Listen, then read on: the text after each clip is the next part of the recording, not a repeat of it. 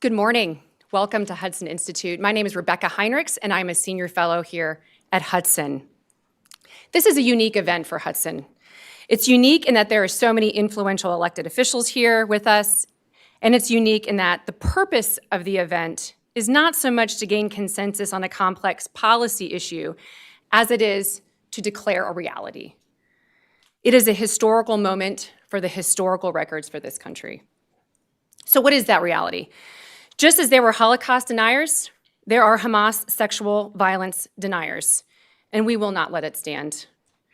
The women's rights groups might be quiet, but we will not. The denial effectively provides cover for the horror. Hamas is utilizing sexual violence against women and girls because they are Jews, and Hamas is using this as a feature of its grotesque campaign of terror. The rape and other forms of sexual violence against girls and women, sisters, mothers, and friends is to maximize the torture and the pain and the humiliation of the women and their families and the Jewish people. Rape is not resistance. Brutalizing through sexual violation and exploitation dehumanizes the aggressors, not the victims. Those women who endure the acts, they are full of dignity and of infinite value. We honor them now and refuse to remember them as the terrorists want us to. The terrorists bring shame on themselves, and we are appalled by them. And last, we must understand the nature of Hamas and all Islamist terrorists when they committed these horrific acts of sexual violence against these beautiful, smart, creative, and soulful women. They communicated to Israel and the world that they are outside the norms of civilized behavior. There is no compromise with them. There is no negotiation. They must be destroyed. The best thing our country can do, the United States, is to provide diplomatic support, moral defense, and the practical needs of the nation's warfighting mission. I am honored to participate in this event. My dear friend Morgan Ortagus said we must do something. This idea is hers. She said we must do something as courageous as some of the women, American women, did at the UN in condemning the sexual violence of Hamas. And Hudson was more than happy to turn her vision into reality. So Morgan, thank you so much. You are a force. It is a privilege to have you with us today. Thank you.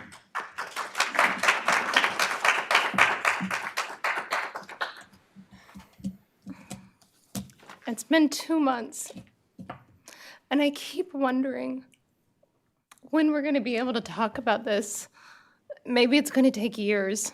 And I thought we were talking backstage, and I thought, I'm good, I can talk about this now. I talk about this every day on TV and radio. But as a Jewish mother, all of us as mothers, with a daughter, thinking about what these women went through in Israel on October 7th, and the fact that it took UN Women and most international women's organizations over 2 months to recognize that Hamas was using rape as a weapon of war. Why did it take 2 months?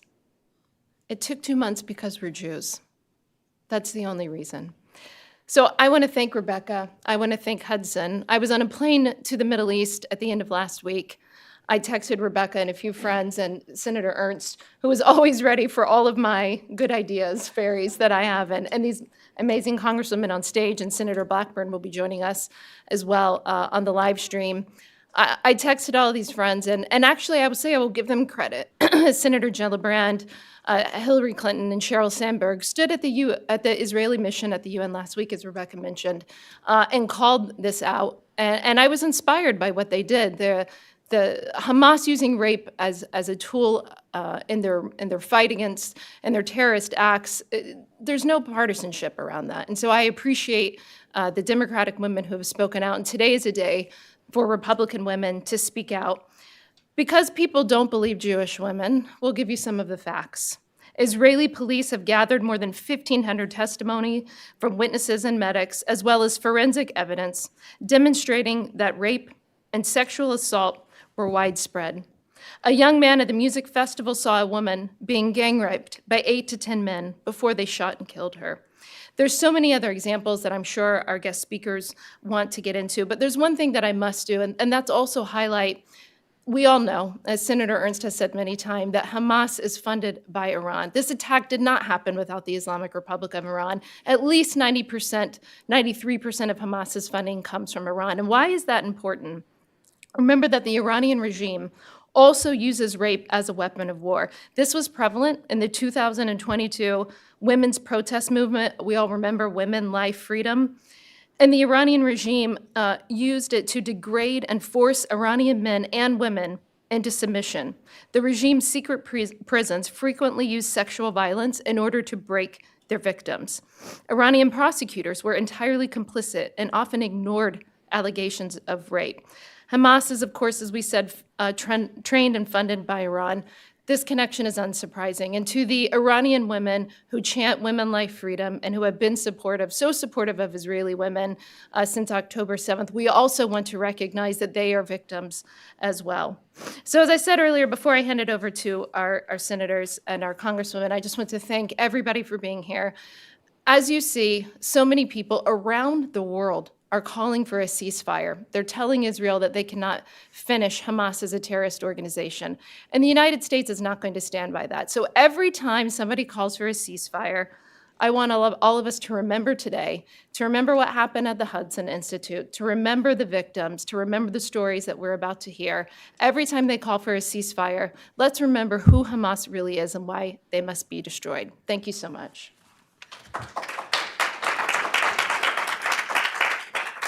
So what we're going to do now is we're going to hear from Senator Ernst. We're going to go down the line. Oh, great. We've got Senator Blackburn with us. We have Congresswoman Van Dyne. We have Congresswoman Letlow. And we're also going to talk about, one of the issues that has reverberated because of the denial is what we witnessed with the university presidents in the congressional hearing, not being able to condemn speech as harassment against Jewish college students. And so we will be discussing that as well today. And with that, should we turn it over to Senator Blackburn? We are going to kick it off with you. Senator, the floor is yours. Thank you so much. And Morgan, thank you for your leadership on this issue. And I am so delighted to step out of Judiciary Committee and join my colleagues. Everyone, as you have said, everyone is aware that October 7th is a day that we are not going to forget. And the unprovoked attack that was carried out against Israeli citizens.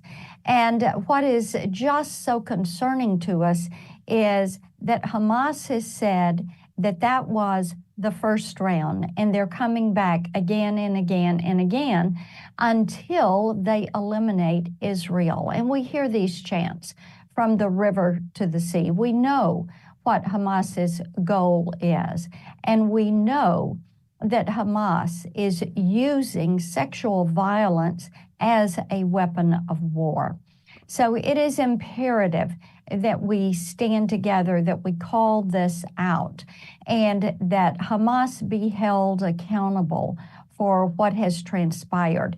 Yesterday, we started a push in the U.S. Senate to get answers and to bring accountability to this issue. And Morgan, you mentioned dealing with Iran.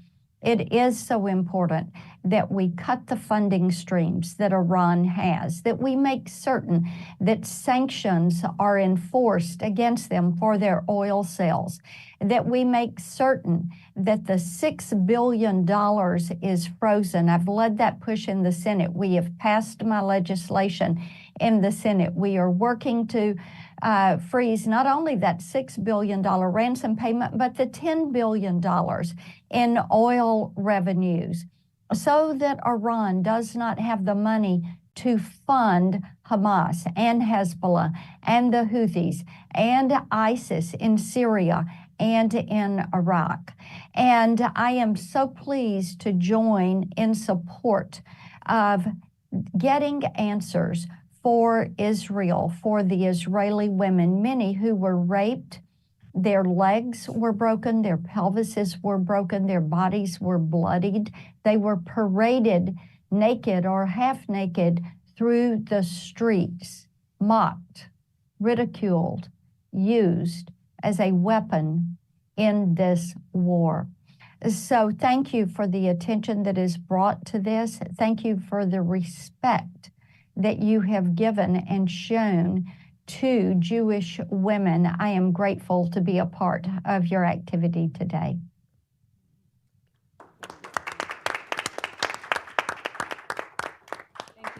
Thank you so much, Senator Blackburn.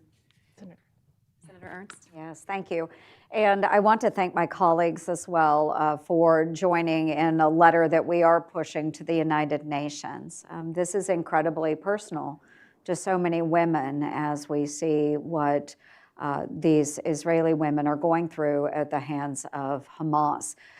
We are pushing a letter to the UN Secretary General demanding answers on why it took the United Nations, who operates under the facade of being this human rights organization, why it took them 57 days to come out and decry the abuse of these women. And Morgan and I were just having a conversation this morning, and she asked, why is it taking so long? Why did it take nearly 2 months for them to come out and state that this was abhorrent actions perpetrated on these women? And I answered simply, because they are Jews. Because they are Jews. You know, they would never want this to happen to any other population of women. And yet, when we see it perpetrated against Jewish women living in Israel, for some reason, they seem to think it wasn't a big deal. So we are demanding answers from the United Nations. They must come forward. And we are thankful. Morgan, you called out Hillary Clinton, Sheryl Sandberg, and my colleague, Senator Kirsten Gillibrand. And I'm grateful that they stepped forward and stated how horrible these actions were. It really is a bipartisan issue. So we're here to push that issue today. It is never acceptable to use rape or sexual violence as a weapon of war. Never okay. I am a survivor of sexual assault. I have made that known in the past. And sexual assault is a tool that people will use as a means to degrade and humiliate others. They see it not as sexual excitement, but as power.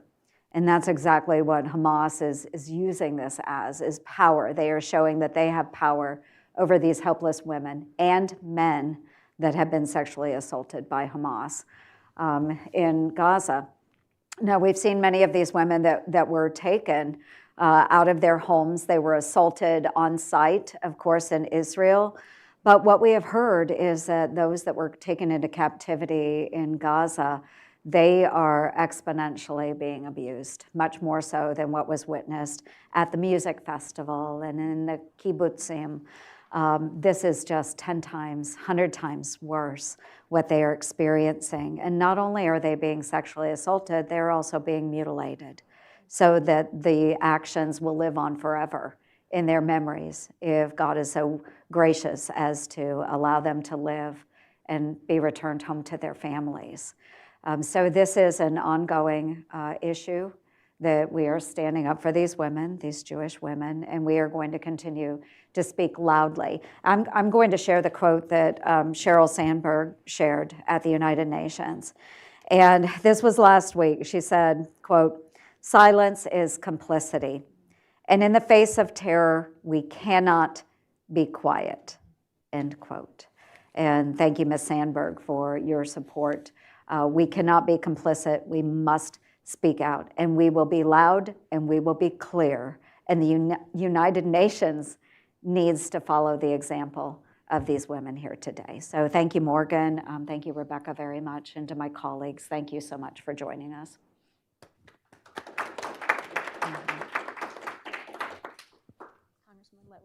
Thank you so much. Thank you to Morgan and Rebecca for inviting me here.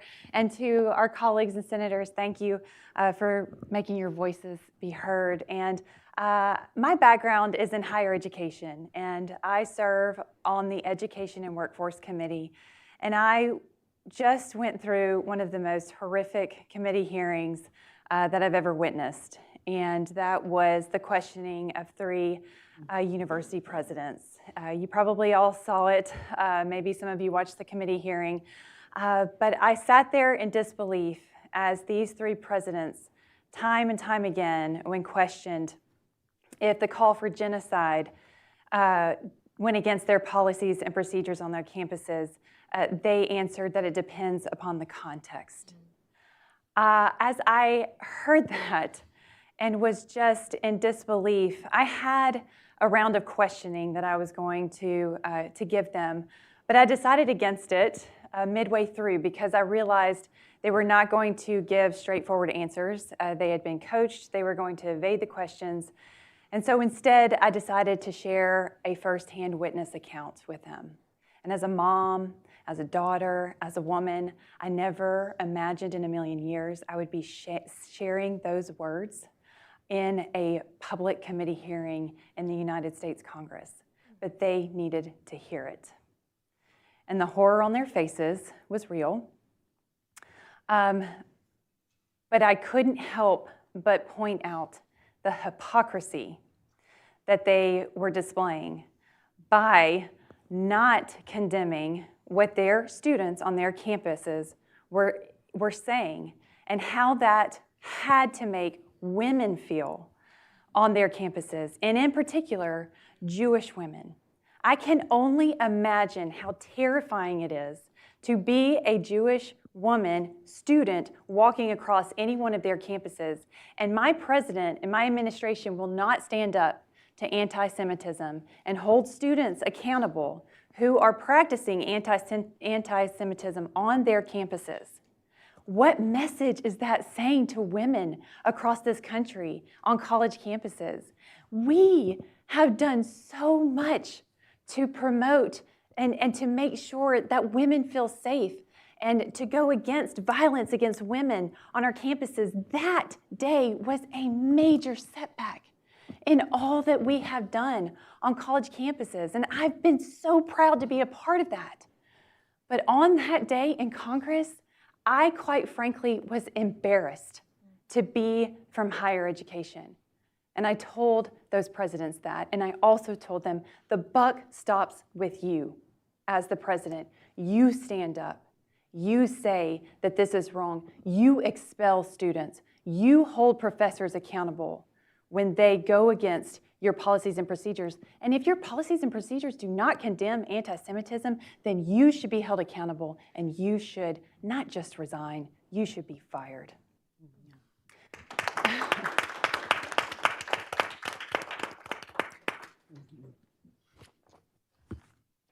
It's a difficult subject to talk about. You know, we talked about a little bit about our histories. I had gone to Cornell University, and while I was there, I was the chairman of the Cornell Advocates for Rape Education. I worked for the Rape Crisis Center. I actually did my honors dissertation on theories of date rape. Wow. It's a study. I have really studied this issue and have seen it. Last week we had a hearing at Ways and Means, and we had students, Jewish students, who had been harassed on campus because they were Jewish. It was a woman, it was a college student from Cornell. And I was absolutely appalled that that was happening on a campus that, I'm not gonna say how many decades ago it was, but that really seemed to take it seriously. I mean, I helped write our sexual harassment policy for that university. Mm-hmm. And now not only are they allowing these types of protests to occur, it's their university professors that are leading them. Right.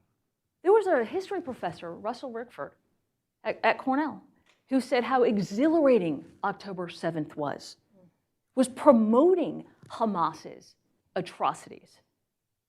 Not talking about the women, not talking about the men, not talking about the babies that were butchered, their heads cut off, the women who were in the streets, blood pouring out of where they had been violated, beaten, mutilated, and shot as a last act of terrorist activity. Didn't talk about the women who right now are being held captive, being mutilated, being raped continuously. Brett Kavanaugh, God love him, when he came on the scene and was looking to join the Supreme Court, you had all of these women's organizations who came out, did not mind besmirching his history, him as a person, his family, women who had worked with him. Where are their voices today? Where's the anger? Where's the outrage? Was it all feigned because it was political? Why can these people not say Hamas has committed atrocities of war using rape of women and men and children? Why can they not condemn that? You know, the whole hashtag #MeToo movement. You know, believe all women, except if they're Israeli women, except if they are conservative women, except if they're women who don't continuously have the same narrative of some of the uber leftist politicians and organizations that we see. It took months for some of these groups, and I appreciate the fact that you have women like Cheryl Seidler who come out and actually speak. But some of the women that we serve with, when they finally were guilted into making comments, were so tepid. And did anyone actually believe them? Or did they just feel like it was a politically expedient thing to do? I'll just go ahead and make a statement. These are atrocities. This is the worst atrocity committed against the Jewish people that we have seen since the Holocaust. This is their 9/11. And for some people in the world to be going around and saying, no, we need to have a ceasefire? Are you kidding me? You've got over 200 people who are being held captive now. God knows what's happening to them. And you want to have a ceasefire. How about you fight to get those lives back to their families before you start talking about, you know, let's not fight for it. Let's not fight for their lives. I have no problem saying that we support the Israeli people, we support what IDF is doing, and that we absolutely need to wipe Hamas off the face of the earth. Not just for Israel's sake, but for the Palestinians as well, who are being held and brutalized by that regime. So I am proud to be able to lend my voice here and talk about the atrocities, calling it out for what it is, identifying the people who are doing it, and saying that we support not only their annihilation, but we support the people who are fighting against them. And I appreciate, you know, having other strong female voices on this panel and men who are speaking out on this as well. You can't do it enough. So thank you very much for inviting me today, and thank you for your interest in this topic. You know, it is, first of all, I wish you all could clone yourselves and we could have 50 more of you in the Senate and the House. I feel good about being a Republican and having these women representing us. And we're going to keep pushing this out there. We're not going to let the world forget. When we look at what happened, we mentioned earlier, it took about 8 weeks for the UN women to issue sort of a perfunctory statement about what happened. It took the UN Secretary General Guterres 7 weeks before he even acknowledged the reports of sexual violence on November 29th. And remember, this is the same UN Secretary General who used extraordinary measures that are not often used at the UN in order to get the ceasefire resolution before the United Nations Security Council. And I would like to actually, and I've said this publicly, congratulate and affirm that the Biden administration did the right thing by vetoing that ceasefire resolution. They don't do everything right, but when they do something right, I'm going to congratulate them. But we really do appreciate them standing up, and it is there is something pervasive. There is a rot at the UN whenever it comes to dealing with Israel and dealing with the Jewish people. There's an ongoing genocide, an actual genocide in Xinjiang, as certified by Republican and Democrat administrations. Trump and Biden don't agree on much, but they agree on the genocide in Xinjiang. There's obviously the ongoing war against Ukraine perpetrated by the Russians, where if you want to talk about indiscriminate bombings, there's a case, there's an example. The UN Secretary General has done nothing. He has not used extraordinary measures to try and deal with Russia's behavior in Ukraine or with the Chinese genocide in Xinjiang, but he reserves those extraordinary measures for the world's only Jewish state. I'm going to ask some questions to our panelists, but I want to remind everybody how horrific the day really was. Some of us have not been able to see the footage yet.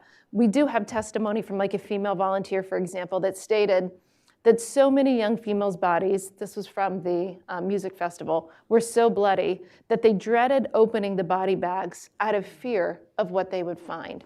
Senator Ernst, I do know that the Senate was shown videos. And by the way, this is videos from Hamas footage. They made these videos themselves because they wanted the world to see how barbaric and horrific they are. It was reported from Senator Schumer that after he viewed the video, he had to go sit by himself in his office for a half hour, an hour, just to process what he saw. And I think most people in this room, and appreciate everybody who's on the live stream, who are watching as well, have probably not seen the videos.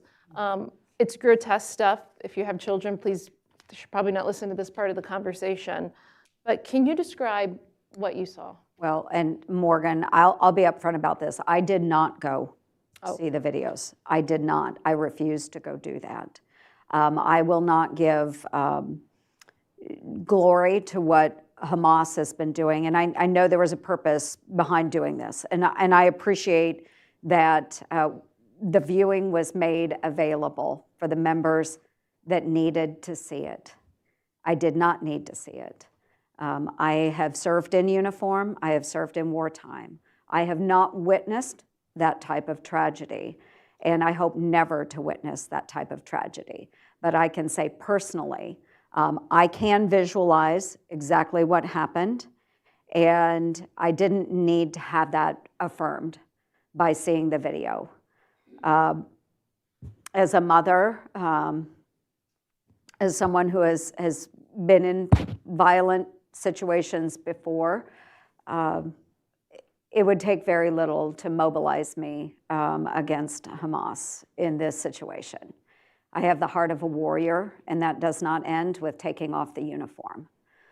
So I did not need to see the video. I am going to fight for Israel. I'm going to fight for these women and men.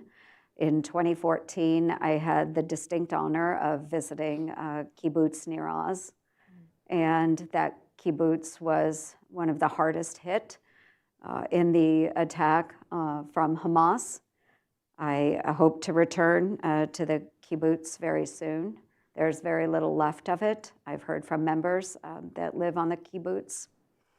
And it's been very difficult. I was in Morgan. We had this conversation, actually, when the attacks were happening. I was in Saudi Arabia when the attacks happened, scheduled to go into Israel on October 8th. I had been invited to speak at an event. And we were delayed a few days, obviously, because of the attack. And when I was able to get in with my congressional delegation, which was a bipartisan, bicameral delegation, it was on October 10th. And we were reeling from the stories that we heard from both the Israeli and the American families that we met with. And it was a very emotional time. And that was even before we learned about the further atrocities that were being committed after the kidnappings had occurred. We knew of what had happened in the kibbutzim, but we had not yet heard about the continued rape and violence on the women that had been taken into Gaza. Now we have further evidence of that, and it is our intent to return into that region and address the hostage issues as well as the treatment of those hostages. So my heart bleeds for those families and the members that were witnessing what was captured by Hamas on their body cam. I don't think that we should live in a world that condones this type of behavior and violence. And when innocent lives are met with violence, all I can do is wish that same level of violence upon those that commit those atrocities. For both of the congresswomen, CNN has actually been great on this issue. Bianna Golodryga, Jake Tapper, and I'm blanking on the other woman's name, but CNN has actually grilled some of your Democratic colleagues, Jayapal and others, for their refusal to acknowledge what happened and to speak out against it. And of course, the first thing that they do, even if they moderately acknowledge it, they go immediately into attacking Israel. So for the both of you, I'm sort of curious, what is the tone in the House? Do you think the majority of the House is taking this seriously, or do we, at least from the tweets, it appears that we have a pretty big anti-Semitism problem on parts of the far left? I did attend the Oh, you did? Oh, great. Please share. of the video. And it was, we had a number of Democrats who were at that viewing as well. Good.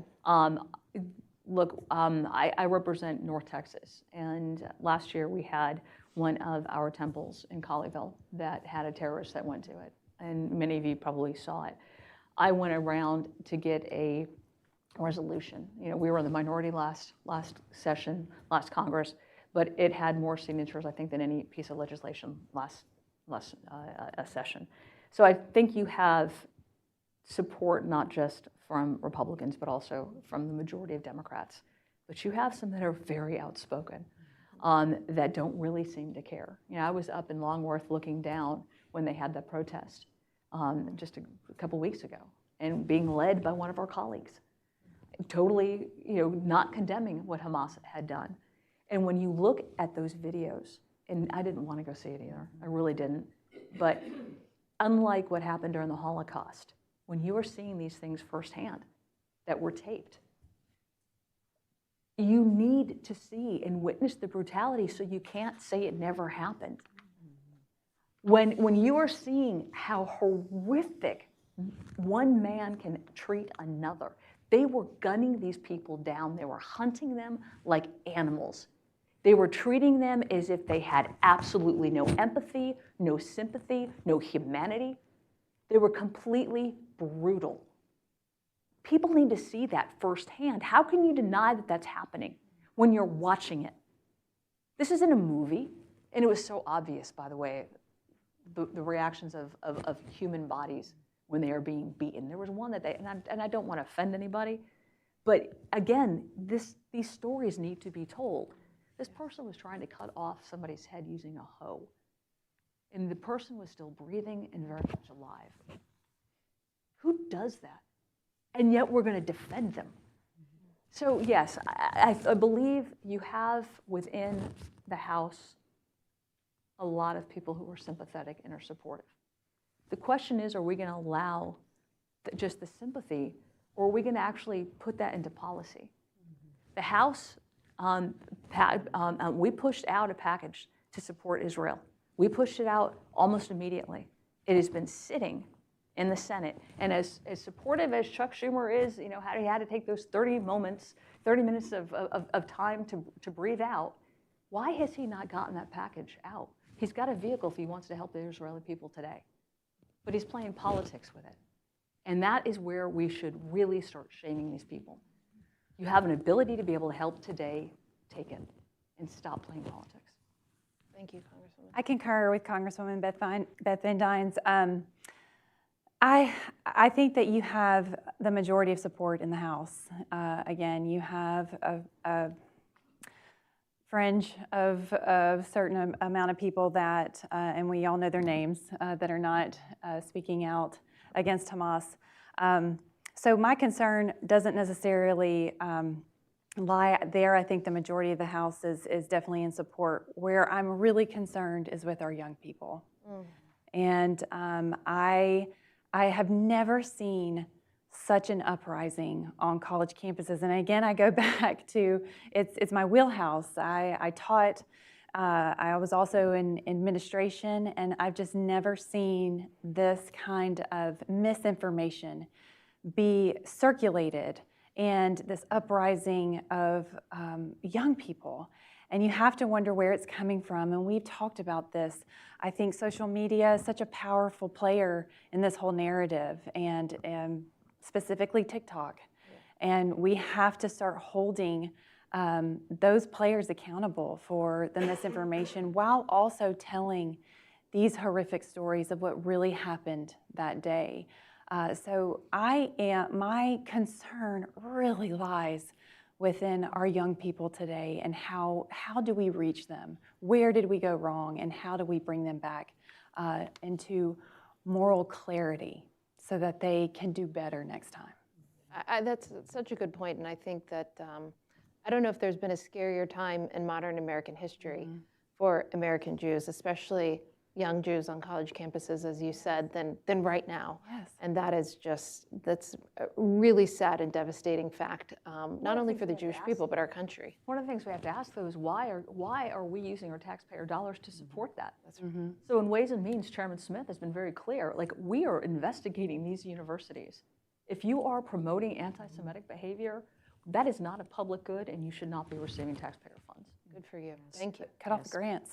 Yeah. Okay. Rebecca, you and I have been in and out of the Middle East longer than I'm willing to admit and studying it for a long time. And what was so interesting to me is until people were forced to see the pictures and videos, they did not want to believe that Hamas had actually done this.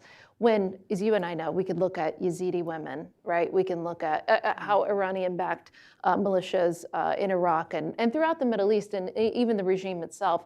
This is a feature, the sexual violence is a feature of how they terrorize populations. Can you just sort of speak to that since you know the Middle East so well? You're exactly right. I mean, this was something that I pointed out repeatedly in some of the moral equivalence that I've seen from certain members of Congress saying, look, Israel commits crimes, so maybe there were some crimes that Hamas committed, but I don't really know, is the evidence even real or is Israel exaggerating it? I mean, this is something, I also have not seen the videos. It's really hard for me to even think about the specific acts mentally, so as a mom of 5 children, and anytime I hear one of the stories of what happened on October 7th, and the age of a child is identified as a mother, you immediately associate that age with your own child who's about that age. And so it's very, very difficult for me to even think about. But one of the things I've heard is that Hamas used sexual violence as a feature. What we mean by that as a feature, as part of the planned act of the terror campaign, videotaped it, and then when they called back home to tell their family about it, their families rejoiced. So it was not something that was sort of just not that this would make it in any more understandable, but I think as human beings, you try to sort of make sense of it in some kind of category. As a heat of a moment, this was a planned, intentional feature of the terror campaign meant to maximize the human suffering and the terrorism of the victims, but then also to reverberate to their family members to have to go on to know that this is something that they endured.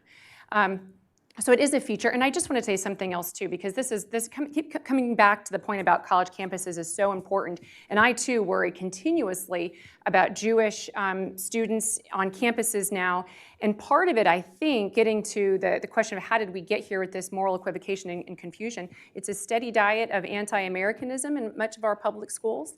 It's the identity politics that is constantly breaking people up and identifying people based on their power structure, oppress versus oppressor. And so you become, when you have that steady diet, even throughout your elementary years and junior high and high school, by the time you get to college, and then you have teachers, your professors promoting this in its full flowering, you have anti-Semitism, a terrible ideology, but in this environment of all these other toxic ideologies, and it spreads like wildfire. And that's what our country, I think, is seeing right now. And so there's multiple roots that have got to be pulled out. And I just appreciate so much the leadership represented here on this panel that are really busy getting to the work of those roots. Well, speaking of that, we're going to have to get the senator and the congresswoman who are very busy back to the Hill to do their work. I'm going to let them give any closing remarks, but just want to again thank all of you for coming. I know I promoted this for 3 hours on the Hugh Hewitt Show this morning, so I think we have a lot of people on the live stream, and so appreciate everybody who's listening. And we're not going away.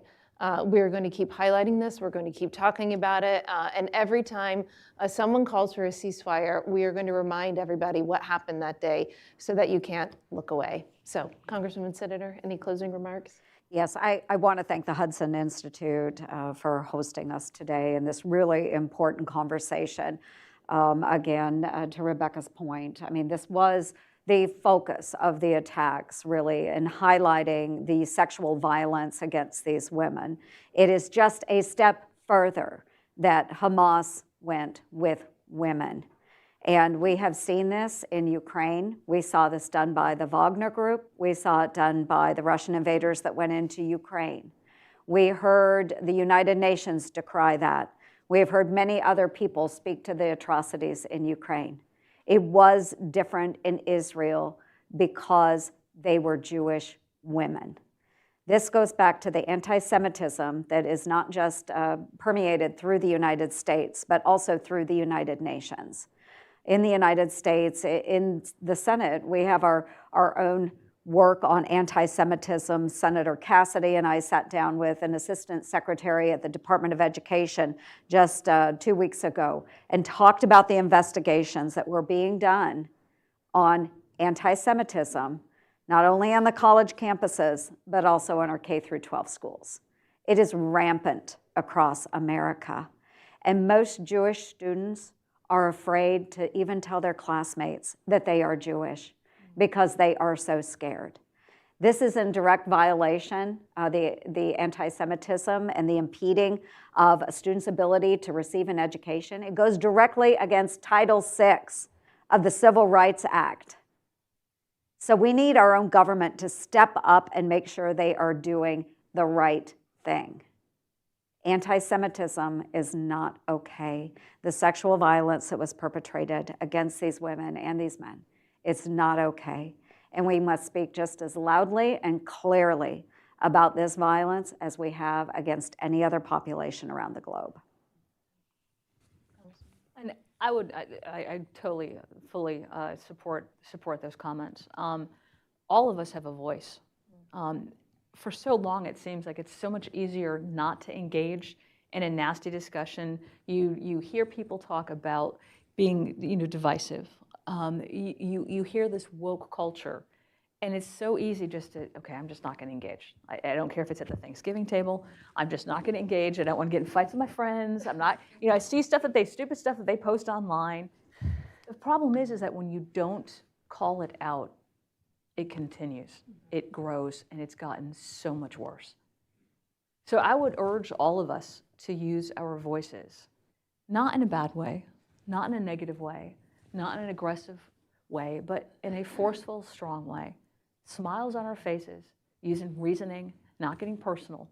But we all have an opportunity to do that. I went to the kibbutz that you're talking about last year. I visited that. And I took my son, and we have talked a number of times about what we learned there, why they stayed, what it meant to them. Because he asked the question when we were hearing all these horrible things that are happening then, that was last year. They were having balloons that would come over that were targeting children so that when the children ripped off the tape to play with a ball that was attached to the balloon, it blew up. They had bomb shelters, 30 seconds to get to it, a minute to get to it. And he asked the question, why do you stay? And they said, look at around the world. You think you're any safer in DC? Atrocities happen all the time. If we leave, we're giving up on our homeland. We're giving up on the people who are here. We will feel like we're failing. We stay together as a family because we're stronger that way. We're supporting our family. These are our allies, our strongest allies in the Middle East. We need to stand with that family. We need to recognize what that homeland means, their right to exist. And when we see these atrocities, we need to call it out, and we need to stop holding the hands of these children who seem to be running not only the country, not only Congress, but our universities. We need to stop with the hand-holding, call them out, and start being adults, which goes, by the way, for the CEOs of businesses who are on these boards of these universities who put up with it and push it because they think it sells their product. Enough is enough. And from Congress, from the Senate, we need to figure out ways of stopping taxpayer dollars from incentivizing it, which is exactly what we've been doing.